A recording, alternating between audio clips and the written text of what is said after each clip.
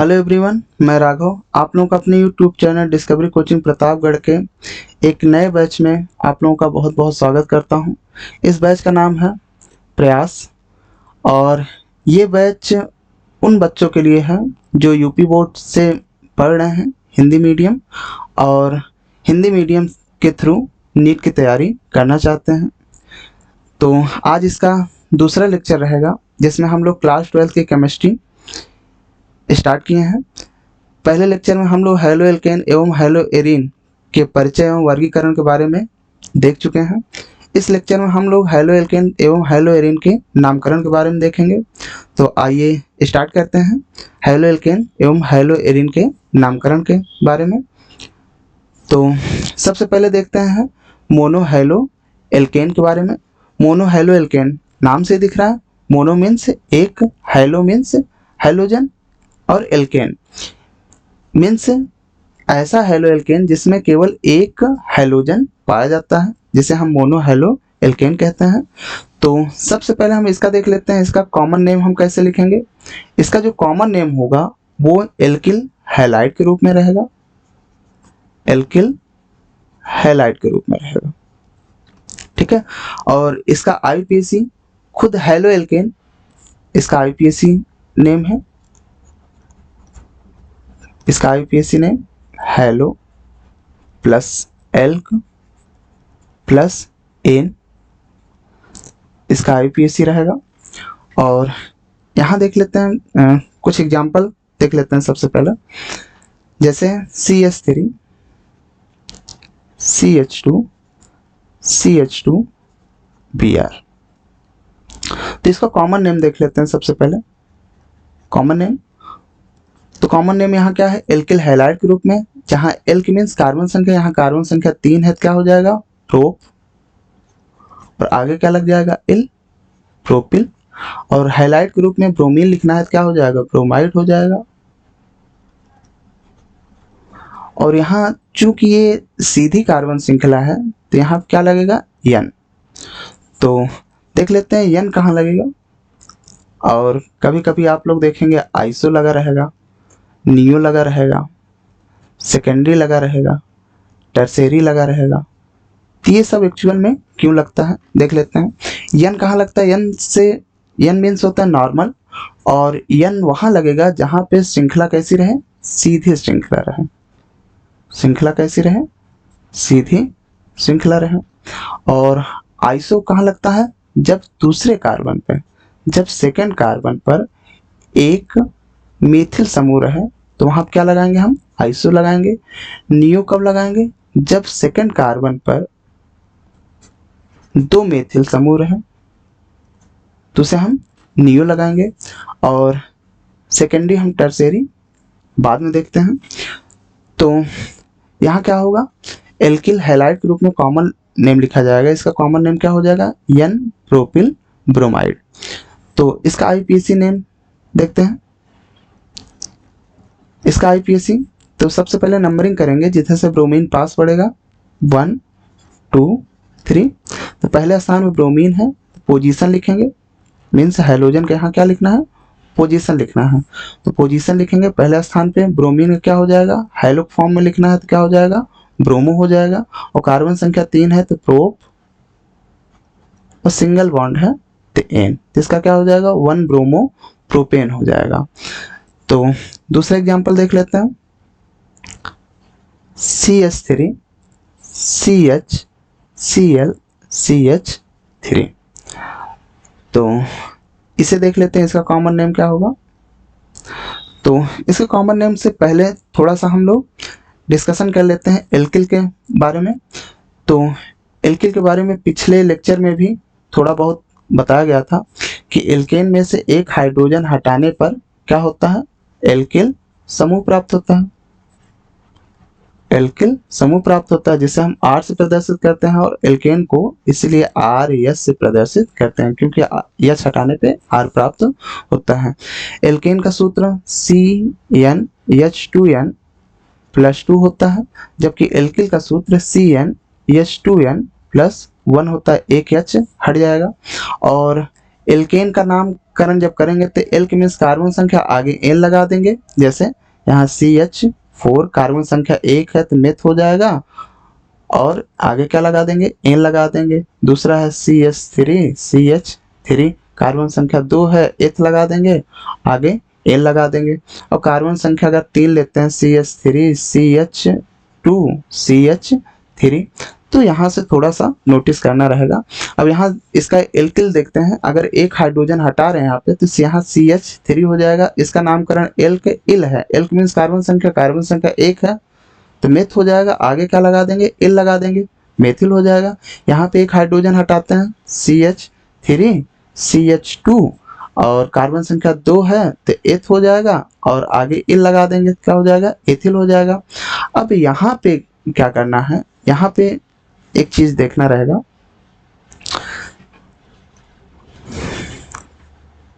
CH3 CH2 CH3। अब यहाँ से एक हाइड्रोजन हटाना है तो हम दो तरीके से, दो जगह से हाइड्रोजन हटा सकते हैं, पहले पोजीशन से, दूसरे पोजीशन से। चलिए सबसे पहले पहले पोजीशन से हम एक हाइड्रोजन हटा रहे हैं, पहले पोजीशन वाला हाइड्रोजन हम हटा रहे हैं। तो यहाँ क्या प्राप्त होगा, CH3 CH2 CH2 ये प्राप्त होगा।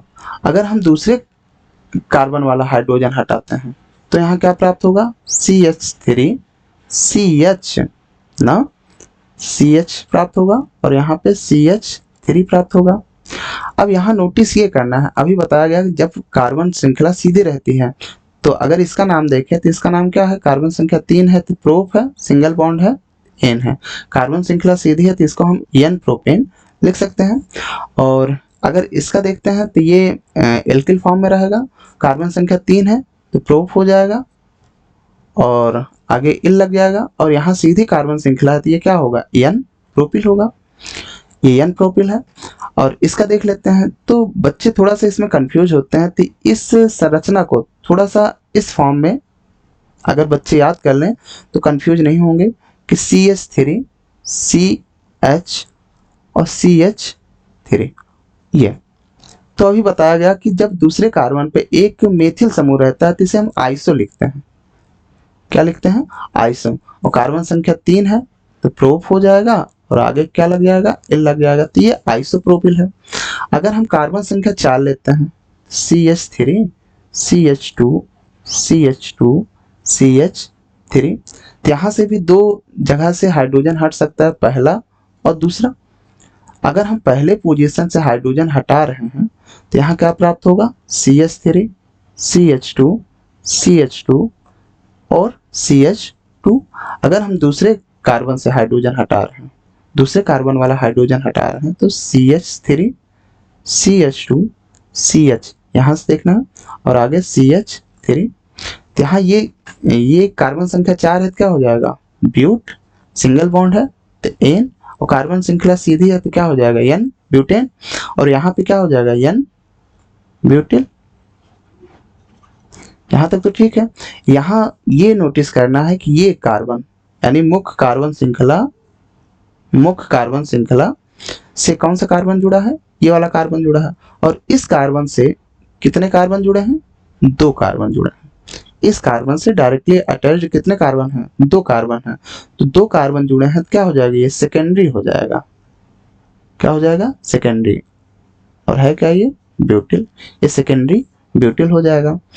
आगे देख लेते हैं हम, जैसे CH3, यहाँ एक चीज नोटिस करना है, मुख्य कार्बन श्रृंखला से ये कार्बन है और इसके साथ 2 कार्बन जुड़े हैं तो सेकेंडरी हो जाएगा, 3 जुड़ा होता तो टर्शियरी हो जाता है। देखते हैं आगे, जैसे CH3 CH2 CH2, और यहाँ पे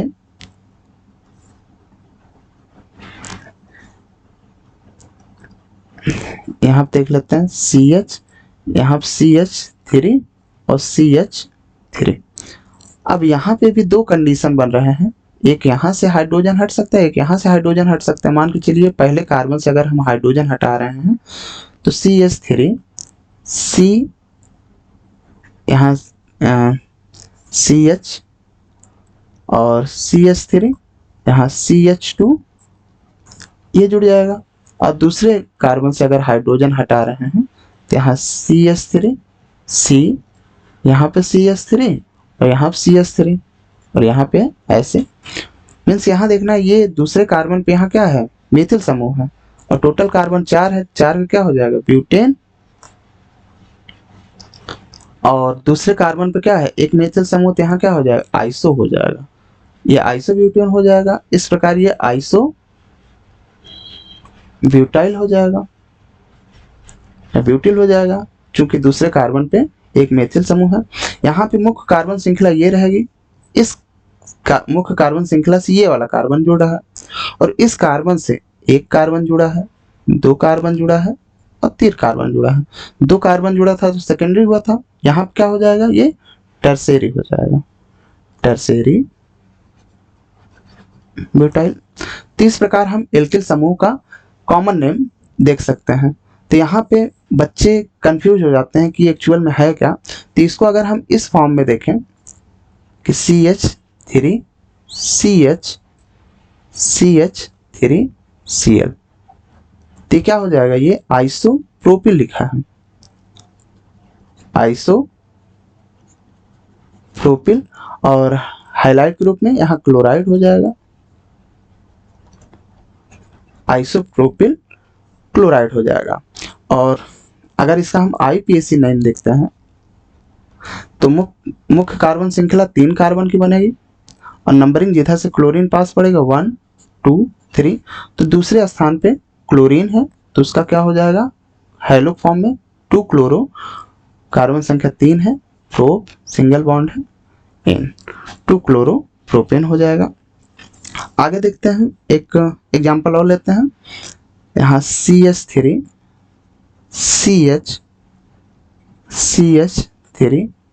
CH2 Cl। तो यहाँ सबसे पहले हम इसका कॉमन नेम देख लेते हैं। कॉमन नेम, चूंकि यहाँ दूसरे कार्बन पे एक मेथिल समूह है तो ये आइसो हो जाएगा और कार्बन संख्या यहाँ 4 है तो ये आइसो ब्यूटिल हो जाएगा, आइसो ब्यूटिल, आइसोब्यूटिल। और ये क्लोराइड हो जाएगा, आइसोब्यूटिल क्लोराइड हो जाएगा। आइसोब्यूटिल क्लोराइड जैसा कि आप लोग देख सकते हैं, आइसोब्यूटिल ये दूसरे कार्बन पे एक मेथिल समूह जुड़ा है, यहाँ से क्लोरीन जुड़ गया है तो ये आइसोब्यूटिल हो जाएगा और क्लोरीन का क्लोराइड हो जाएगा। और इसका IPAC नेम अगर देखते हैं हम, IPAC सबसे लंबी कार्बन श्रृंखला ये बनेगी और जिधर से क्लोरीन पास पड़ेगा उधर से नंबरिंग करेंगे 1 2 3, तो पहले स्थान पे क्लोरीन का क्लोरो हो जाएगा, 1 क्लोरो हो जाएगा और दूसरे क्या है मेथिल है,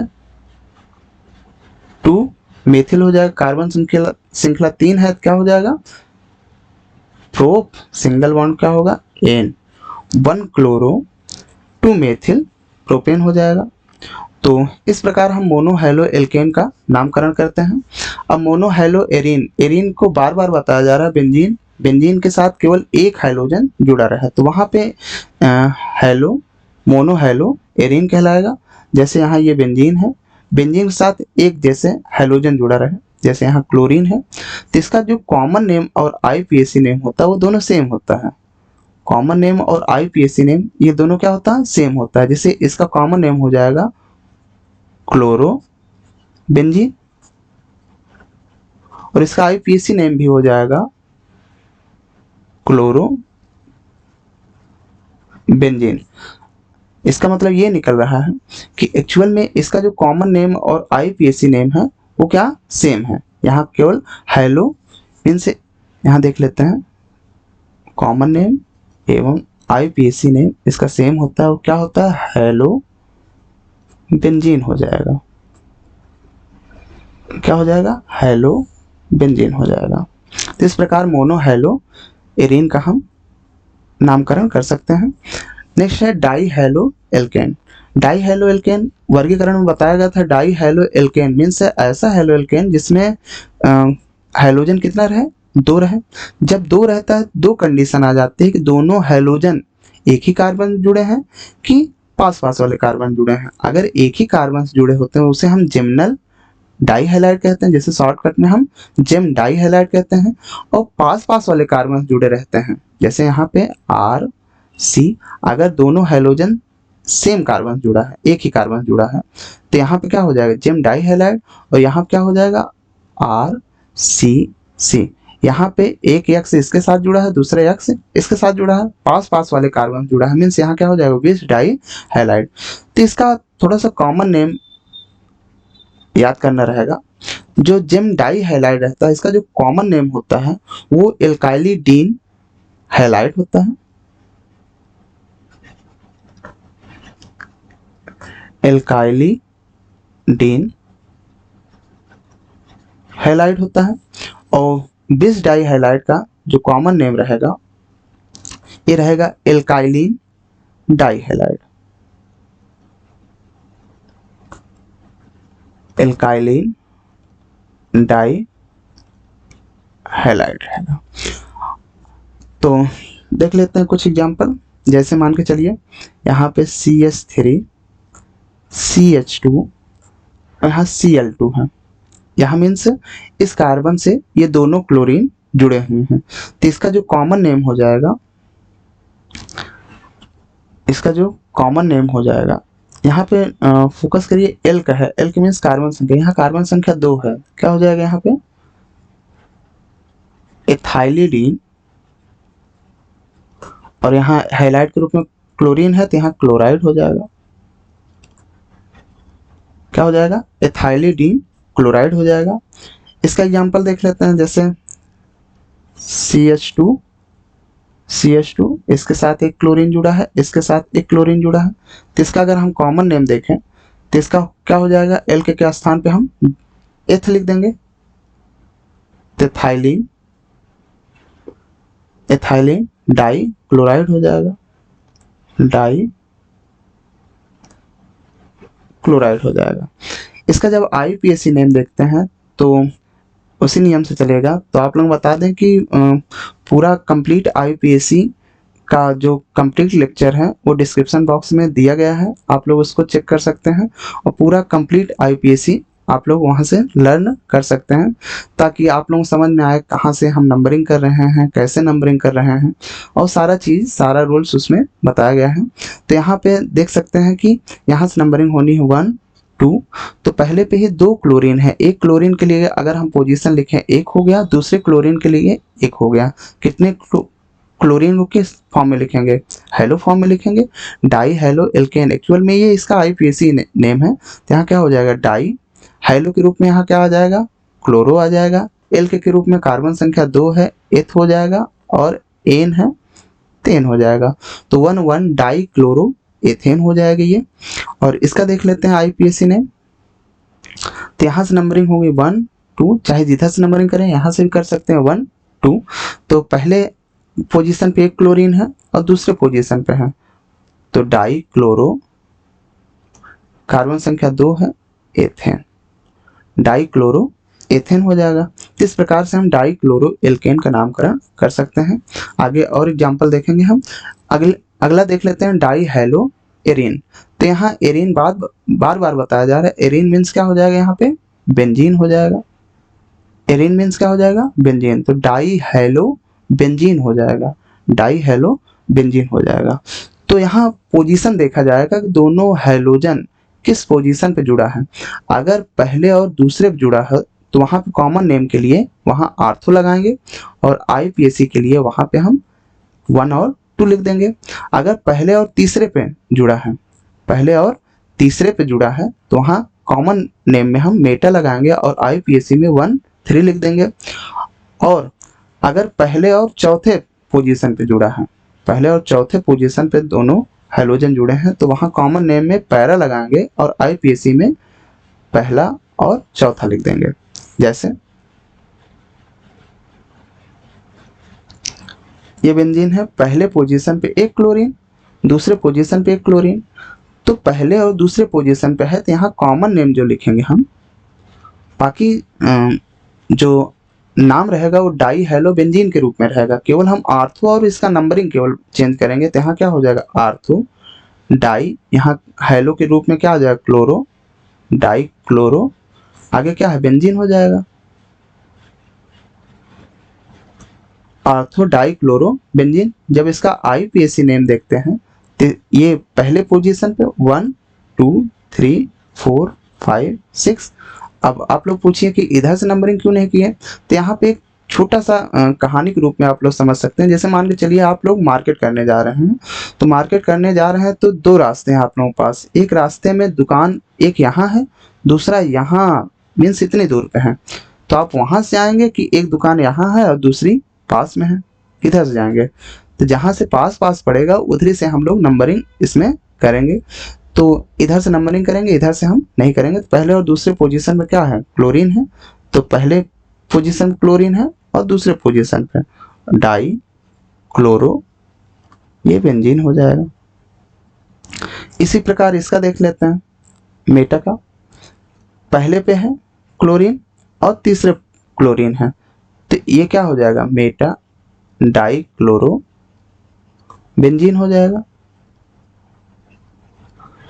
ठीक है, और इसका जो IUPAC नेम रहेगा इसी मेटा के स्थान क्या हो जाएगा, 1,3 डाई क्लोरो बेंजीन हो जाएगा। पैरा वाला पोजीशन देख लेते हैं। पैरा ये सबसे ज्यादा स्टेबल होता है, पहले पे रहेगा और चौथे पे रहेगा। तो यहाँ पे क्या हो जाएगा, पैरा डाई क्लोरो बेंजीन। और IUPAC नेम क्या हो जाएगा, 1,4 डाई क्लोरो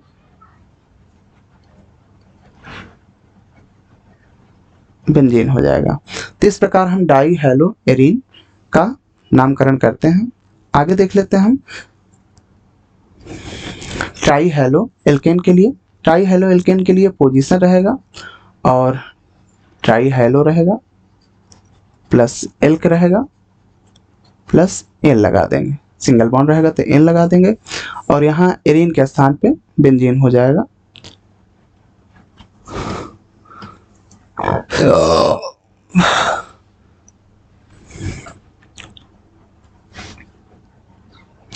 जैसे एग्जांपल देख लेते हैं, CH3 CH CH CH2, यहाँ पे एक Cl, यहाँ पे एक Cl, यहाँ पे एक Cl।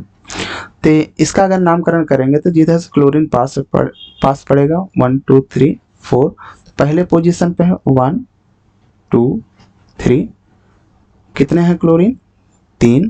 क्लोरो क्या हो जाएगा, क्लोरीन का क्लोरो हो जाएगा। क्लोरो कार्बन संख्या 4 है, ब्यूट सिंगल बॉन्ड है तो क्या हो जाएगा, ब्यूटेन। इसका देख लेते हैं, यहाँ दो कंडीशन आ जाएगी। ये बेंजीन है, यहाँ पे एक क्लोरीन लगा दे रहे हैं, यहाँ पे एक क्लोरीन और यहाँ पे एक क्लोरीन। अगर इस स्ट्रक्चर को देखें तो इसको हम समान रूप से ऐसे हम बांट सकते हैं। अगर इसको हम काटते हैं तो समान रूप से ये बराबर भागों में कट जाता है। तो इस प्रकार को हम क्या कहते हैं, सममित कहते हैं।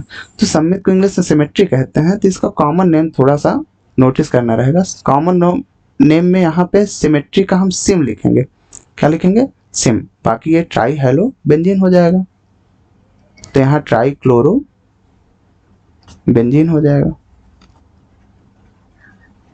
और IUPAC में केवल इसी सिम का हम नंबरिंग कर लेंगे, 1 2 3 4 5 6, क्या हो जाएगा, 1 3 5 ट्राई क्लोरो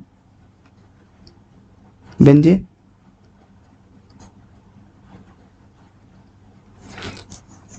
और देख लेते हैं एग्जांपल। जैसे मान के चलिए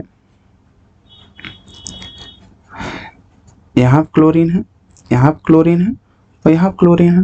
यहाँ पे 1 2 3 4 5 6, तो पहले स्थान पे क्लोरीन है, तीसरे पे है और चौथे पे है, क्या हो जाएगा, ट्राई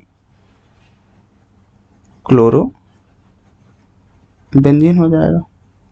तो इस प्रकार हम इन सब का नामकरण कर सकते हैं। कुछ एग्जाम्पल दिए गए हैं आप लोग NCERT में, आइए उसको देख लेते हैं। जैसे पहला एग्जाम्पल है सेकेंडरी ब्यूटिल क्लोराइड। तो ये सेकेंडरी कहाँ लगेगा, नियो कहाँ लगेगा, टर्सेरी कहाँ लगेगा, बिनाइलिक हैलाइड है, याद करिए, बिनाइल हैलाइड, एलिक हैलाइड।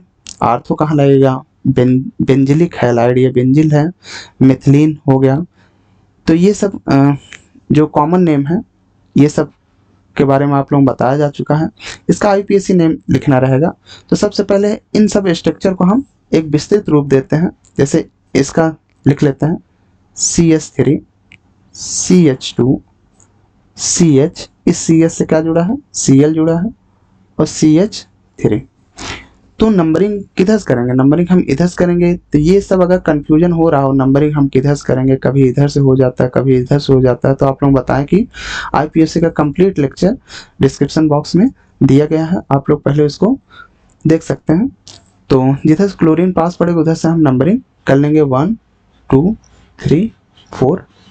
तो दूसरे पोजीशन पे क्या है यहाँ पे, इसका जब हम आईपीएससी नेम लिखेंगे दूसरे पोजीशन पे क्या है, यहाँ पे क्लोरो है, 2 क्लोरो, 2 क्लोरो, कार्बन संख्या कितनी है 4, 4 क्या हो जाएगा ब्यूट, और सिंगल बॉन्ड है ब्यूटेन, 2 क्लोरो ब्यूटेन हो जाएगा यहाँ पे। तो आगे देख लेते हैं, यहाँ पे इसका संरचना देख लेते हैं। यहाँ इस कार्बन से 3 CH3 जुड़े हुए हैं, 1 CH3 CH3 CH3 और CH2 Br। तो यहाँ सबसे लंबी कार्बन श्रृंखला अगर हम देखें, सबसे लंबी कार्बन श्रृंखला ये है, जिधर से ब्रोमीन पास पड़ेगा उधर से हम नंबरिंग कर लेंगे। तो पहले स्थान पे ब्रोमीन है 1 ब्रोमो, और दूसरे स्थान पे एक मेथिल है, तो इसके लिए एक मेथिल और इसके लिए भी पोजीशन, तो ये डाई मेथिल हो जाएगा, डाई मेथिल। कितने मेथिल हैं 2 मेथिल हैं, एक मेथिल 2 मेथिल, कार्बन संख्या 3 है, तो क्या हो जाएगा प्रोप, और सिंगल बॉन्ड है 10। तो 1 ब्रोमो 2 डाई मेथिल प्रोपेन हो जाएगा इसका। नेक्स्ट देख लेते हैं इसकी संरचना।